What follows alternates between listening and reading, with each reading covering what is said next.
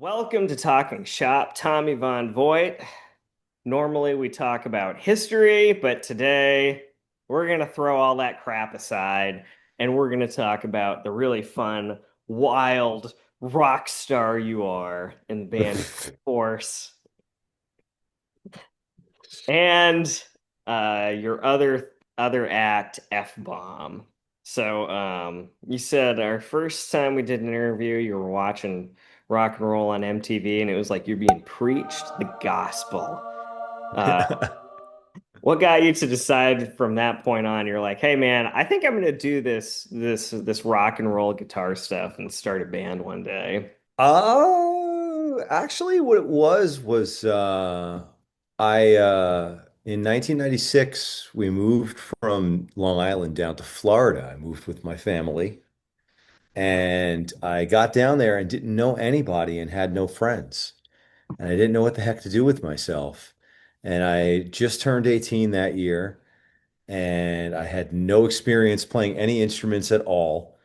And then I got this wild hair up my ass. I was like, I think I'm going to learn how to play instruments and start a band.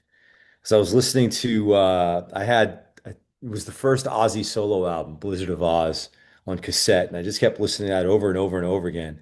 And believe it or not, I was listening to that, and I'm like, well, I should be able to do this. It's like, so I yeah I so I just on a whim I got the classifieds. Remember those in a newspaper, the classifieds? And I've seen a few of those. yeah, that was a thing. And so I looked in there the first day I was looking, and somebody was selling a guitar and a bass and a practice amp for like $60. And I went over there with this one other dude that I knew at the time. And I talked her down to $55, and they were junk instruments, but I had instruments. And then we had a band that played in the living room, and the other guys that I was kind of sort of friends with, they lost interest almost immediately. And then I'm like, well, I need to get serious musicians because I'm a serious musician. So I was like delusional from the jump, but then I ended up meeting other musicians, and we kind of put together a crappy punk rock band, and that crappy punk rock band led to another crappy punk rock band, and that one led to another crappy punk rock band, and that one got a record deal. And then we did a bunch of touring, and I did the Vans Warped Tour 2 years in a row, and What? then yeah, oh yeah, and it put out a bunch of stuff, albums, EPs, vinyl singles, toured all over the country. And then around 2003, 2004, I was like, I don't really like punk rock much anymore. What am I doing? Because we'd be out on tour and I'd be listening to like Twisted Sister and like Whitesnake, and my first favorite band ever was Def Leppard. I mean, like, the punk thing I got into in like the early to mid 90s in high school, but a lot of it is garbage. And I could say that because I was a part of that scene and I paid my fucking dues. So I could say I have the authority to say a lot of punk is garbage. And there's some really incredible stuff too, and I still like that, but I was like, I don't want to play punk anymore.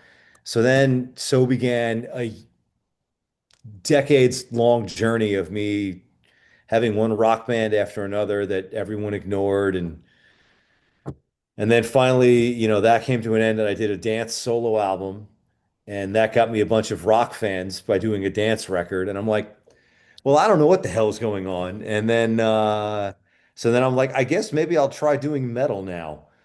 And now I have a band that everybody loves. And so yeah, this is a 27-year journey to get here. Wow, And 27 years. All right, so tell me yeah. about being in the punk scene. Basically, anywhere between about 2013 and 2016, I was at a punk concert somewhere in Boston. Um, Oh yeah, this would have been before you then. yeah, so, I Um mean, I've got a lot of familiarity with punk, but I got to know about Vans Warped Tour. I mean, I know it was like you were before my time, but. yeah, that was man, that was a whole thing, man. That was a whole scene. We genuinely thought, well, maybe I shouldn't say we. I was genuinely convinced that that was going to be the pathway to success. not realizing how limited the prospects were in the punk scene. So when we got a record deal, when we got to do the Vans Warped Tour and everything, we were like, oh my God, this is gonna put us on the map. But it was just nonsense. Like there's way too many bands that played it. I remember the first year we did it, the stage we were on was kind of small potatoes, and all the stages are supposed to coordinate with each other. Like for viewers that don't know about the Warped Tour, it's one of those big festival packages that tours from city to city, and there's going to be multiple stages, and they stage the stages so like any stages that are adjacent to another stage, they're not playing at the same time. So while one stage is active, the other one is doing tear down and setup for the next band, and they go back and forth. Well, in 2002, when we did the Warped Tour, our stage was opposite the drive-through record stage, and they had all these indie bands like emo. It was like they were drive-through was hot. They were making a killing, and they acted like they were aware of it. They charged all the bands on their label $50,000 each for the privilege of playing the Warped Tour that year, even though they were on their own label. And they just ignored all of the schedules for when they were supposed to start and stop. And they just completely overpowered our stage, any other stage that was near them. They just didn't care. They were complete douchebags. That's, So there was a lot of disillusioning crap that went on the Warped Tour, and unfortunately, I saw a lot of a lot of older dudes in bands in their late 20s, 30s, 40s taking advantage of female teenage fans. I saw a lot of that in the punk scene. yeah. Um, yeah, the punk scene likes to act like it's something it's not, but it's mostly filled with a bunch of people who are just trying to escape adulthood and looking to party 24/7. Just like most music scenes tend to be. There's a Yeah. lot of people that they're in a state of arrested development, and they really aren't functioning like actual adults.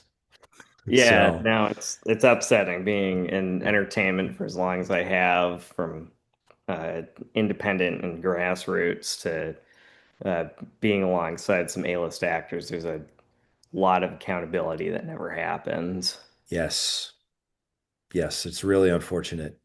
So, I mean, that's just a small piece of the a piece of it. There was just so much stuff that really just kind of took the wind out of my sails being a part of that scene. I think, one of the things that pissed me off the most was the punk scene is filled with so many people that like to act like they're fierce individualists. But my God, I swear it's such groupthink. It's such a bunch of uniform craving MFers. If you break from the norm in any way, then you're not punk, man. You're just trying to be your poser. You're a rock star. Like I would be like, let's put a guitar solo in this song. Be like, it's fucking sellout crap. You want to do keyboards? What are you listening to? You don't listen to nothing but punk? What is this? Like, let's listen to the Ziggy Stardust record while we're going to the next show. Hey, it's fucking sellout crap. Like, it was exhausting, man. It was absolutely exhausting, dude. It's just so restrictive and closed-minded. And I couldn't take it anymore, man. I couldn't take it, dude. And I was really glad to leave it behind. Yeah, yeah, it can still get very elitist at times. Um, I think it happens more on the internet now, but yeah, Yeah. it's I do still have one relic of it, though. oh, The blue Stratocaster with Judy Jetson on there. This is my touring guitar from the punk rock days.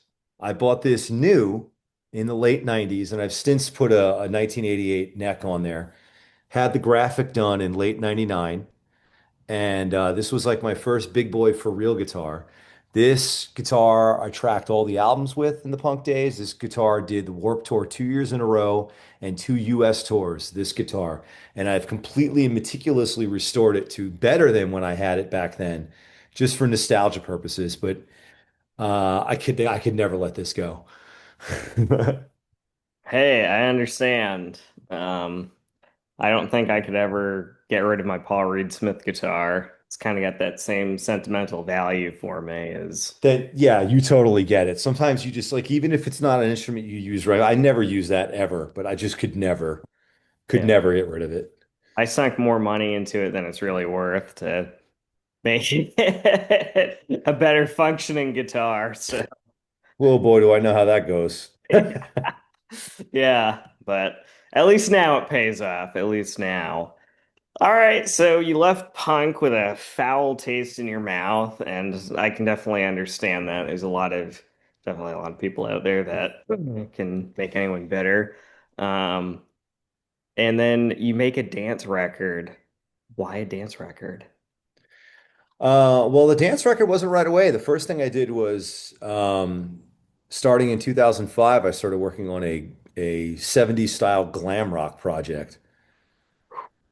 Glam rock. Okay. Yes. Is it because you had the Yeah. hair for it? Reference for Yeah, but more than that was I got into the darkness and I was like, yes, I want to do this. This speaks to me. So I spent years and I had a band called Bad Magistrate at one point, and we came this close to touring. We had a booking agent wanting to sign us, and we're getting offered interesting stuff after a couple of years of slogging it out down in Florida. And then the band just completely fell apart. At that point, I was like, screw it. I can't stand Florida anymore. I moved back up to New York and then relaunched it with a different name, but a lot of the same music under the name Von Voigt, which is my last name. Wasn't my idea. It was the lead guitarist's idea. I'm not that full of myself. And it was more of the same thing. It was kind of like a Queen meets Van Halen thing. And we duked it out in New York clubs for like 3 years, sunk $20,000 into cutting the debut album, and then finally did the album release party in 2016, and nobody was there. And at that point, we're like, no, we're done. We're done. And so I figured, man, at this point, I've been spinning my wheels for so many years, and just no matter what I put out there, no matter how much money and time and heart and effort I put into it, no one cares. I'd like to do a record that is completely, entirely self-serving and just entirely 100% for me. I don't care how out of place it is, how hopeless the commercial prospects are. I want to do a late 80s style dance pop album. Like I'm talking freestyle, like the whole nine yards, like Stock Aitken Waterman, like the Rick Astley sound meets like expose. You know what I mean? So I did it, and starting that later that year, I started just slaving away solo, just writing songs that like trying to channel. Like I need to write songs like it's like 1987. I can only use sounds from like 1987. Like it has to sound like it came out in 1987. And I worked on it for like 3 years. And over the course of that project, I brought in like female backing vocalists to stack like the vocals, layers and layers of synths. Um, I got a buddy of mine, Andy, to play guitar on it instead of me because I focused on keyboards and vocals. And I got him instead. He plays guitar for Blondie. And I was like, I'm gonna get him on this record. And then I ended up working with some of the producers that worked on Rick Astley, that worked on Dead or Alive, that worked on Bananarama. I got them to remix some of my fucking tracks. Um, so the record comes out in like 2019. I did a music video with me dancing in it and everything, um, which I had to do with a broken foot. And I broke my foot on a trip, and I couldn't reschedule the video without losing thousands of dollars. So the choreographer had to scale all the choreography back because I was in agony with a broken foot trying to do dance routines. So this record comes out. Nobody that was into dance music cared at all, but all of a sudden I had a crapload of people losing their minds over in Europe and South America that are into 80s rock and roll. And I'm like, but this isn't a rock record. And now I've got a bunch of AOR fans that are into the Tommy Von Voigt solo album, and I specifically was not making a rock record. I made a dance record. What the fuck is happening? So I assume that when this Witchforce record finally does come out, hopefully next year, that we're going to be huge in the Latin American salsa market. You know, because nothing makes sense anymore. Hey, So, but yeah, that's why I did the dance record. I was like, I want to do this for me. I don't care if no one likes it. And then everybody liked it. So- yeah. Hey, I mean, Peter Steele wanted to attract more women to his music and posed in what was it? Playgirl. Playgirl. Yeah, Playgirl magazine and ended up becoming huge amongst Yes. gays. I remember hearing about that. And he's like, well, that backfired. Yeah, like that backfired completely and he became an icon amongst gay men everywhere. What are you gonna do? What are you gonna do, You know right? what? Sometimes it's surprising where you find your following and you just have to run with it, man. Yeah. But hey, I But mean, you were largely successful with working with Rick Astley's producers and with a broken foot, in doing the Latin dance America and video. Europe, everybody's listening to you now.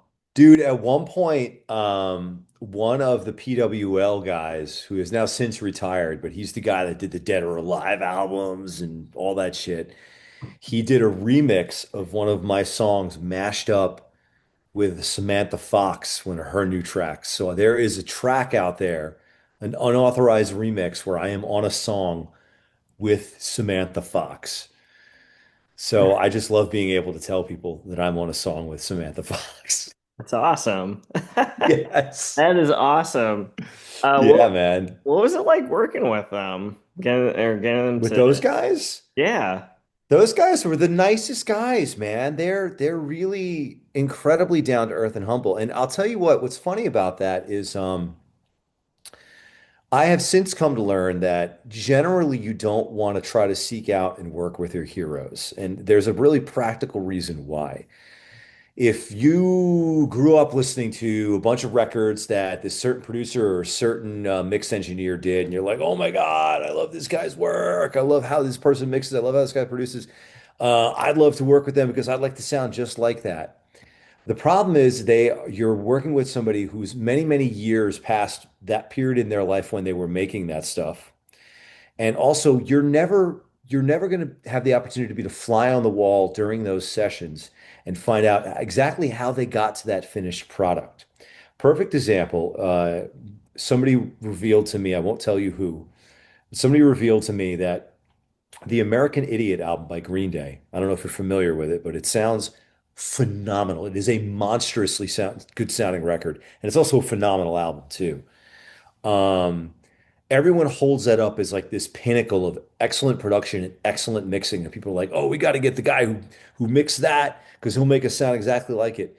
What was revealed to me by somebody in the know in the industry is that most people are not aware that those mixes were kicked back by the producers, by the producer and the band's A&R like a dozen times until the mix engineer got it right. So if you go to that mix engineer and pay through the nose and hope that you're going to sound like the American Idiot mixes, you're going to be out of a lot of money and probably very disappointed. That's a And waste I of personally time. experienced that with a mix engineer recently for the Witchforce stuff. I'm not going to give his name because that wouldn't be cool, but it's an absolute legend who did records that would make your head explode right now. And he was willing to take a crack at mixing the first Witchforce single, and he did it. And it was awful. It was absolutely not what we were looking for, and it was nothing remotely like the music that he had done in the past. And we had to say thank you, but no thank you. And it was heartbreaking to have to do that. So I think about that, and I think about how that's apparently the norm. But yet I worked with Phil Harding and Pete Hammond, the guys from PWL that had done all the Rick Astley and Kylie Minogue stuff. And they were so down to earth and they killed everything they touched right like first try. And no egos on those guys or like reasonably priced. And they just killed it. They exactly nailed their sound. So that was not only was it such a pleasure, but apparently it was a bit of an anomaly when it comes to trying that as an experiment. And I'm so glad I did, and I'm so glad that I did not know not to do that yet at the time because I would have been hesitant to reach out to them, but I didn't know better, so I reached out to them and it worked out beautifully.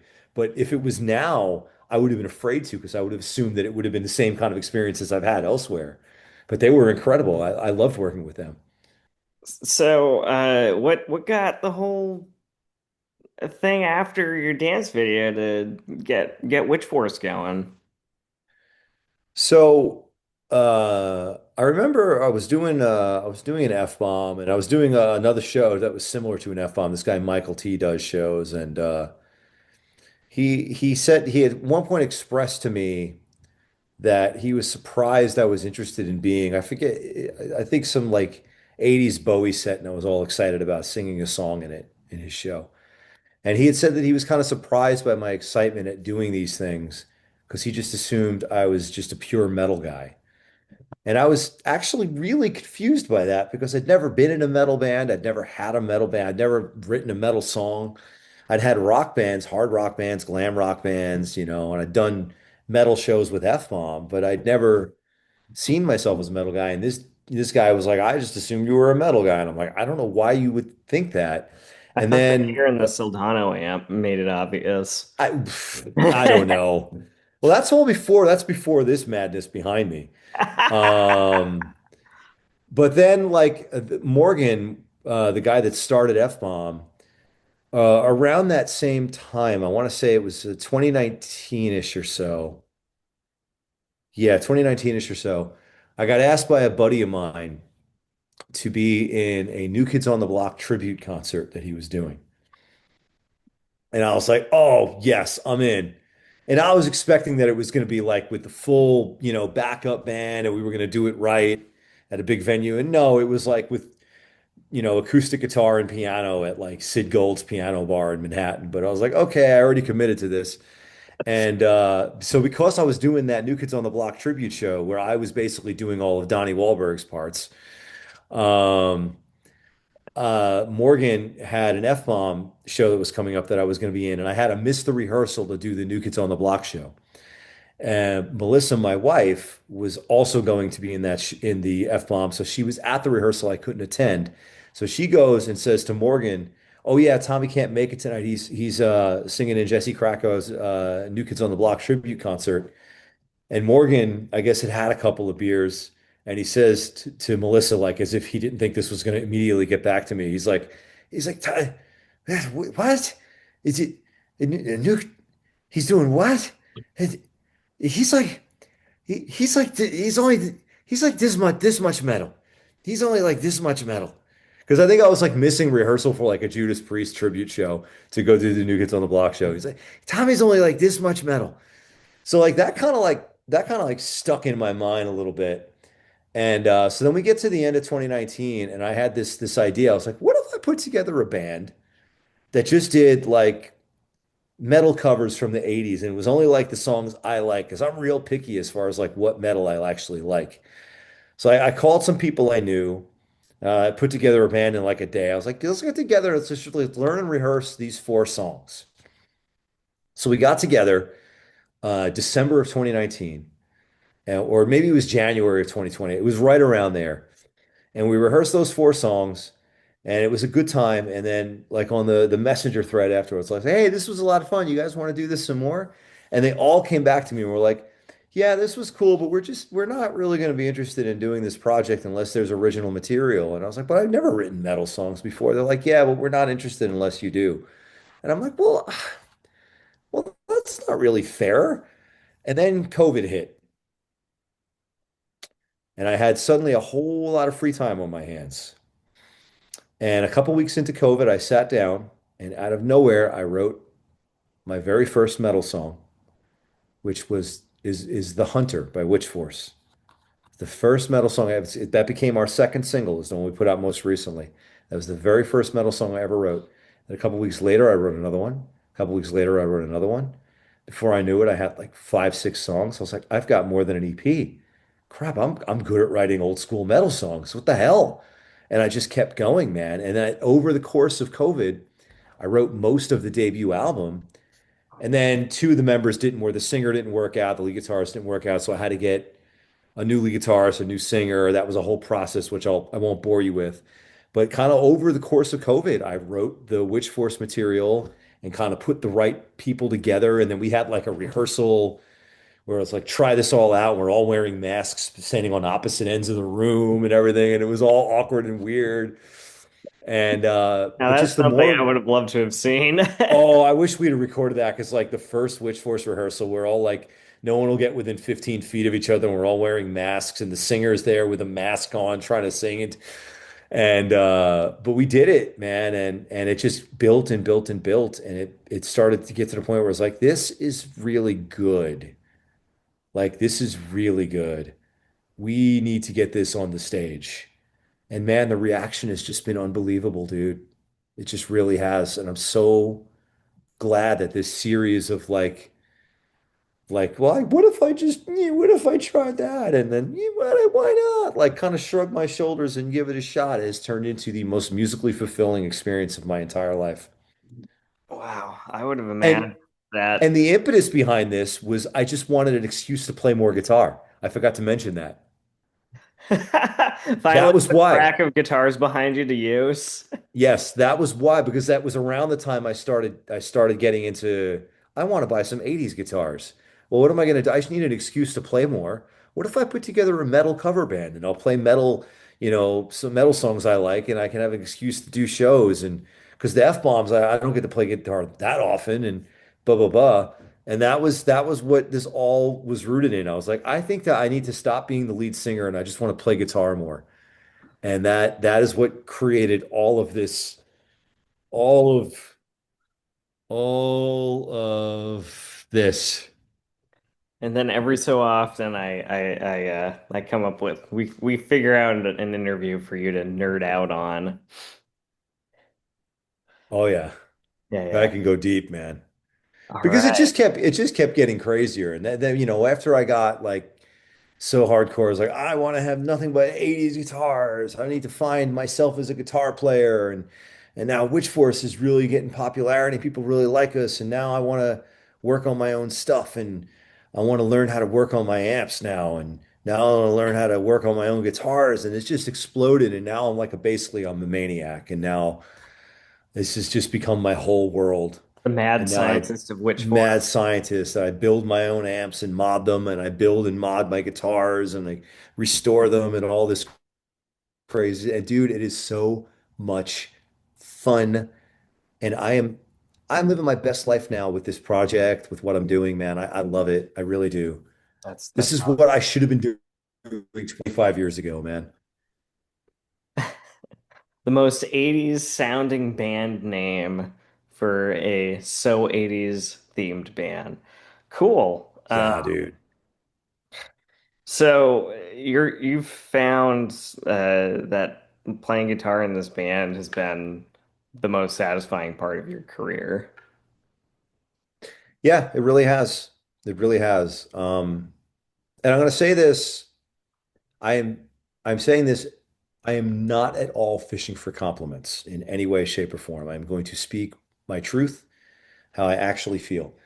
After 20 years of me being the lead singer, because I've always been the songwriter, writing the songs, writing the lyrics, everything like that. I've always been the front man, either in the punk days when I was playing guitar and singing lead, or during all the glam rock days when I was just the lead singer and I wasn't playing guitar in any capacity, or I would be the lead singer and the piano player trying to be Freddie Mercury. It was ridiculous.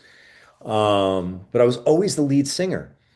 And I'm fine at it. I can carry a tune. I don't have the voice that I wish I did. If I could have picked the voice that would be my singing voice, it wouldn't have been this one.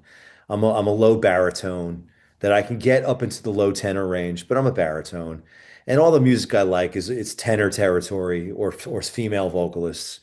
So finally, when I put out the dance pop record, even though I had a bunch of people that responded really well to that, I also got hate that I'd never experienced before.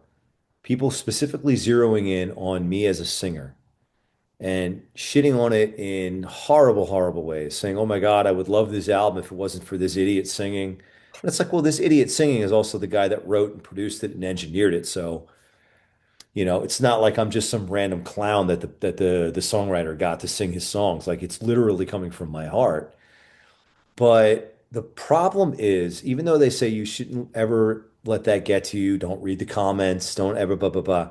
The problem is when you agree with your critics. I don't actually like the sound of my own singing voice. I just don't. And again, I'm not looking for people to listen to my solo material and say, no, no, Tommy, you're fine. I don't care. If you like the sound of my voice, good for you. It doesn't matter. I don't like it. I don't like hearing it. Listening to all my old records, no matter how hard I worked on them, as soon as I hear my freaking mouth open, all I do is sit there and I feel like I have to apologize and explain the music away while I'm listening to it with somebody. And I decided I don't ever want to have to deal with that again. I Yeah. know I can write. I know I write catchy songs. I was like, I want to get a lead singer, somebody that I want to listen to, somebody that I can objectively say sounds amazing. So that if somebody were to ever listen to this and say, "Oh, I don't know if I like the vocals," I say, well, you're wrong. And I know 100% that you're wrong. You're dumb if you don't like the sound of that voice because I can objectively say it's amazing. And it's easy for me to do that now as long as it's not my voice. So I was like, well, what the hell am I going to do? I should get back into playing more guitar. And that's how this all kind of coalesced. Yeah. I get that. There's some people that literally can't stand to hear their own voice talk, or sing, I mean. And even it was actually funny. Jimi Hendrix, of all people, said once in an interview, "I can't stand the sound of my own voice." That's why later on, when he was trying to do the big band thing in the studio, that's why Kenny, whatever his name was there, he was like Kenny Youngblood. Um, Oh, he was going to have him sing lead instead. Yeah, he's having him Yeah. come on in, sing lead when he listened to Both Sides of the Sky and People Hell Angels albums when those two were coming out.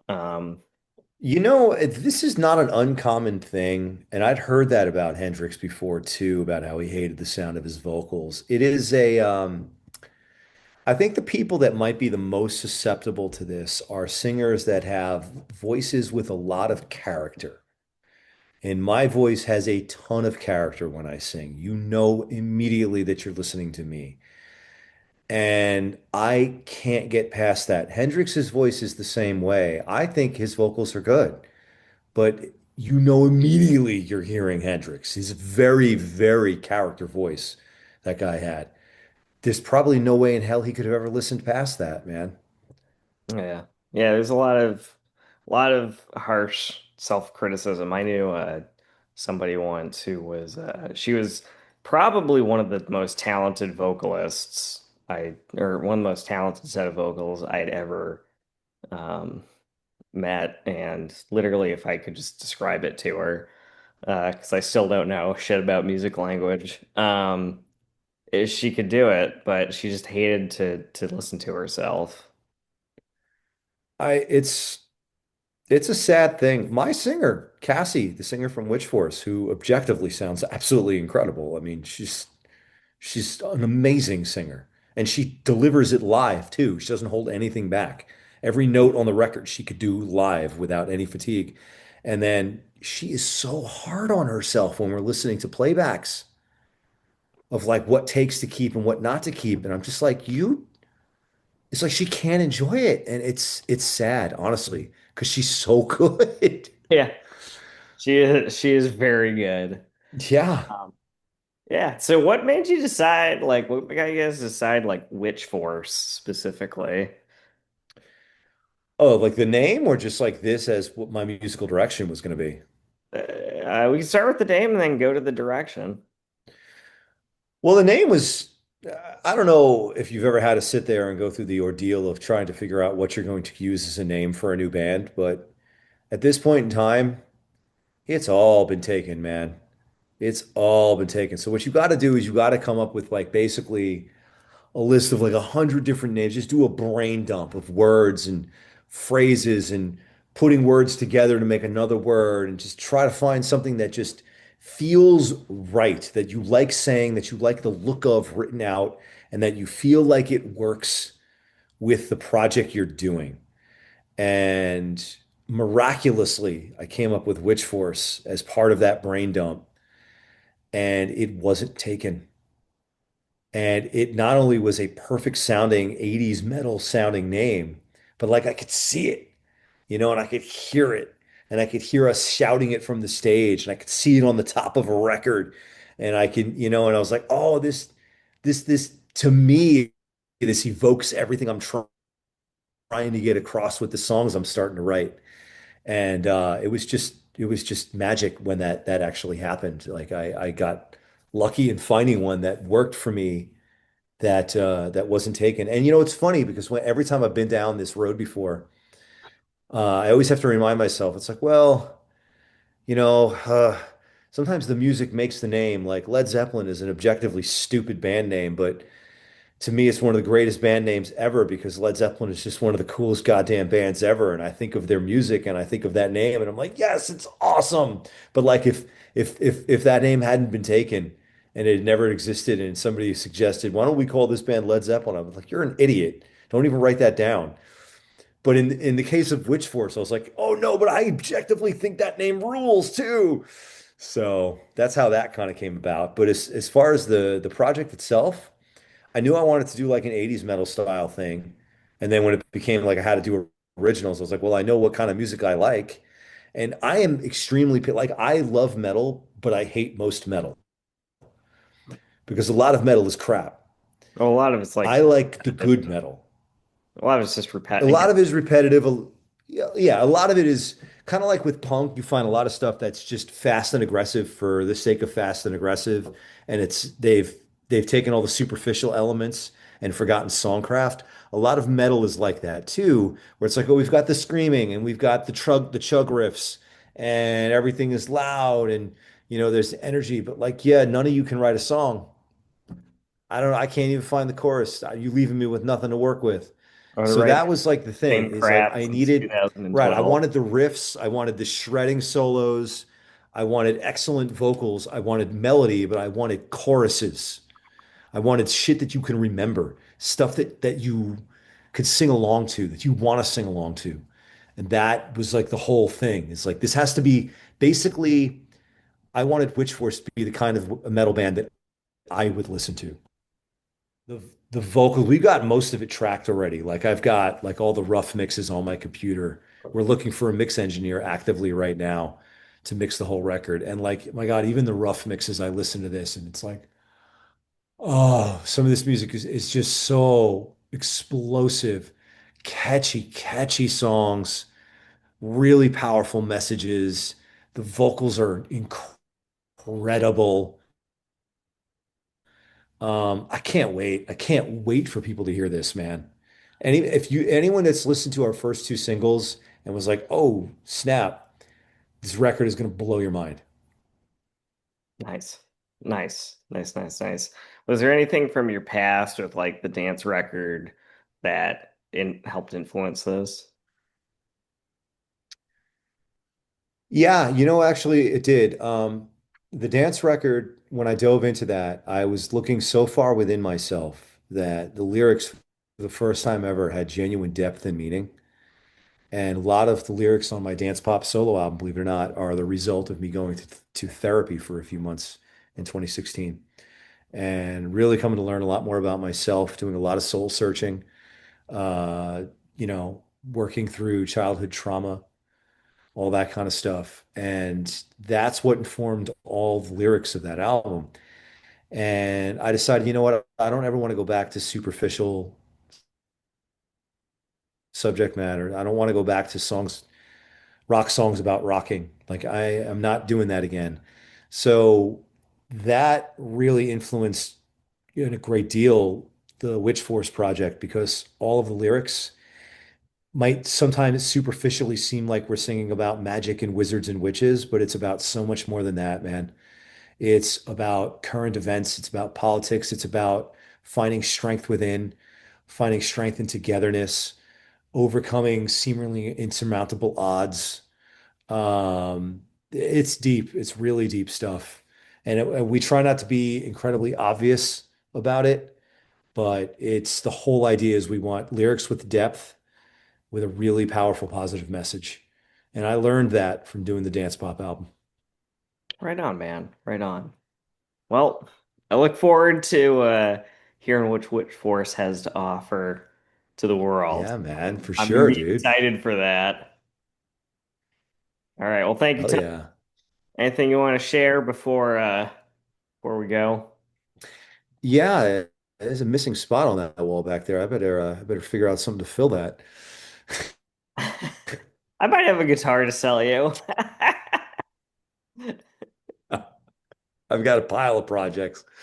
That's okay. No, My that's guitars probably yeah. suck compared to I think I yours, shared so. everything I could.